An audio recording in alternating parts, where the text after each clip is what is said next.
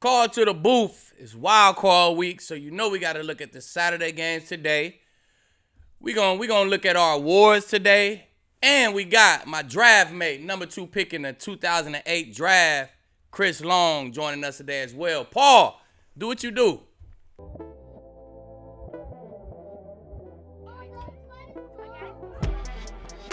Call to the booth. It's wild card week. Man, what a weekend of football, man. So many playoff implications in these games. Man, that was probably one of the funnest weeks of football I watched as a fan. It was the first time I watched the week 17 as a fan in a while. But that was one of the best weeks of football I've seen right there, man. What you think, Harris? It was a lot of fun. First of all, Happy New Year to you. Happy New Year to everybody who's listening and watching. I enjoyed it, but if you remember, I've kind of hinted towards this throughout the duration of our time here. I'm a Giants fan, so what happened Sunday night was not cool.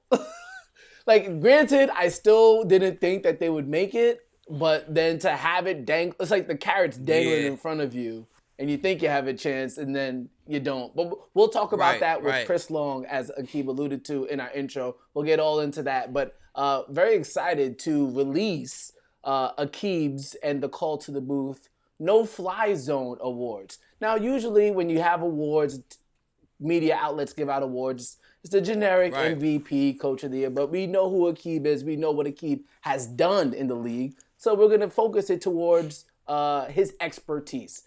Can't wait to do that, but we might as well get to the more generic of awards before we get to the ones that are more specified for what you know as much as anyone else. MVP? Football. We'll start with the generic, and we'll roll a little music here. We'll have to do that in post-production. Little MVP. And now we'll go to MVP. And the winner of the MVP of the year, no surprise to no one, Aaron Rodgers, man. Crazy season, crazy record, number 1 seed, 40 touchdowns himself. So, man, it's just typical Aaron Rodgers, man. Aaron Rodgers fashion. It's this really stamped his career, I think. This MVP really, Super Bowl or no Super Bowl, I think this MVP really stamped his career. Now, allow me to give a little kickback and a little case for Josh Allen. It's a team that's the number 2 seed in the AFC. They've taken over that division. If you look at actually how they play, there is no run game for the most part that you can rely on. Zach Moss, Devin Singletary, you really can't count on. Josh Allen is responsible for a lot of their rushing yards, whereas Aaron Rodgers has Aaron Jones and Jamal Williams. One would argue that Davante Adams is also a very great talent. Obviously, Stephon Diggs is great as well, and I know Paul, our producer, is very happy about Stephon Diggs' performance this season. Want him a little change, but I think there could be a strong case made for Josh Allen. So my question would be, if Josh Allen did this last year or recently, would he have been more deserving of the MVP this year? Or would he have? If you'd have did it, sometimes it's a history thing. If you'd have did it last year, then you had to deal with Patty Mahomes, what he did last year. You know what I'm saying? So you probably still wouldn't have got it. But I say that I'm one of the guys who talk about like Davante Adams and Aaron Rodgers. They are the reason for Green Bay run game, man. I mean, you can't put the extra guy in the box because you gotta double this guy. And then if you want to leave this guy solo, Aaron Rodgers, he is the X factor. He throw the ball in the perfect spot where if this guy not that open, Aaron Rodgers to throw him open. You know what I'm saying? So they're a big part, man. People don't give him enough credit for being part of that run game, but Aaron Rodgers and Davante Adams is the Packers run game. So I don't care who you put at running back, man. The style of play you got to play on defense to stop those guys is going to allow you to run the football. So that's the part that I don't think people are looking at. So, man, that's what makes Aaron Rodgers. He dictates your defense on his arm, on what he could do with his other receivers. Davante Adams is Davante Adams on the other side. Therefore, we going to have a run game for sure. So, That's my answer to the argument, you know, Harrison. All right, now let's get into the real fun stuff. We're going to look at, so Aqib, every week we do this no-fly zone. You name your top 5 teams. But this time around, since we're at the end of the regular season, what I would like for you to do is to name 3 defensive backs, 2 guys who cover mainly on the outside, and then maybe 1 guy who's more focused on the slot, and then 3 safeties. And then after that, we'll do our pass rushers on both sides, and we'll also award a defensive coordinator and a top defensive player. A whole bunch of defensive-focused awards coming up.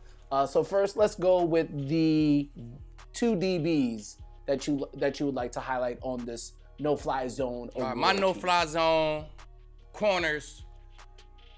Of course, XAVIEN Howard, man, you come 10 picks. You following number one receivers around all year.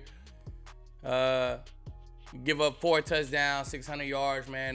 That's a great season. On top of that, you come away with 10 interceptions. XAVIEN Howard definitely starting corner on my no-fly zone team. My other starting corner, Jalen Ramsey. I'm gonna go Jalen Ramsey, man, had a great year, shutting down a lot of people, man. Super confident season. And I think his confidence rubbed off on that whole defense. So it was a great season for Jalen as well. And then we're going to slot. My slot corner, I'm going to go J.C. Jackson, man. You play with Bill. You move around a lot. They match up a lot with Gilmore. So I know he got a bunch of slot reps in him, man. He could play just about anywhere. And we're going to be playing man on my no-fly zone team. You got to think, we man coverage. So he can go in the slot and play man. And if we go zone, I got Jalen. Jalen got reps at the slot too, baby. So J.C. Jackson, XAVIEN Howard, Jalen Ramsey, man. In my corners for my no-fly zone team.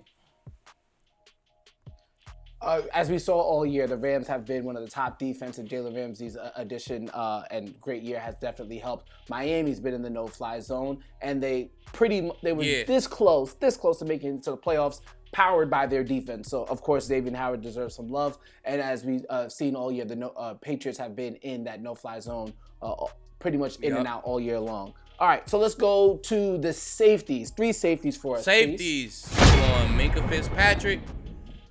All kind of plays, man. Touchdowns, forced fumbles, fumble recoveries, interceptions, tackles. We go on my dog, the Honey Badger. We got to go TYRANN MATHIEU, man. 6 picks. I think he led all safeties this year with 6 picks. And another great leader, man. Plays all over the field. And then my 3rd safety, I'm going Justin Simmons, man. Same bunch of tackles. He probably had about 100 tackles this year, 5 interceptions. Balling all season, man. So them my 3 safeties. We're going MINKAH FITZPATRIck, Justin Simmons, TYRANN MATHIEU for my no-fly zone safeties. Now, in order for these DBs to play well, and you know this, Aqib, you need a pass rush, a guy that can get to the quarterback so you're not checking a guy for longer than you really need to.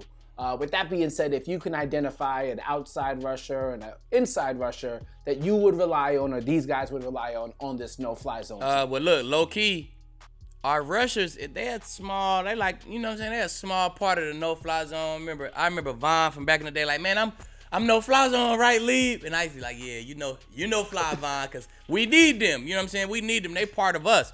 So they feel like they part of us. We go hand in hand. So, you know, they always want to be a part, man. So outside rusher, I'm going TJ Watt, of course, man. He 15 sacks, 2 forced fumbles. Man, just amazing year, man. Really anchored that great defense they had out in Pittsburgh this year. And inside rushers, man, is it even a question? We're going Aaron Donald. He's the most terror. He's the biggest threat inside rushing in football right now. Guys can't block him. 2 guys, 3 guys try to block him. He still gets sacks, 12 plus sacks, 13 sacks or something like that, man. He still gets sacks. He still stopped the run. He's just super disruptive, man. Every game, week in, week out. So outside TJ Watt, inside Aaron Donald.